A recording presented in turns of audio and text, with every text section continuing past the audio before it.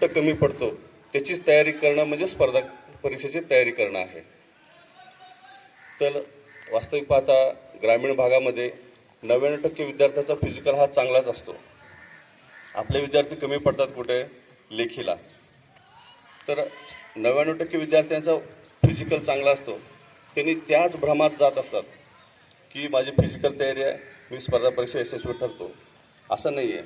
फक्त फिजिकल पात्रता असणं हे स्पर्धेसाठी नाही आहे. त्याला पूर्णतः म्हणजे एखादा आपल्याला आता फिजिकल तयारी असेल त्यात आपण रिटर्नची तयारी तितपतच पाहिजे.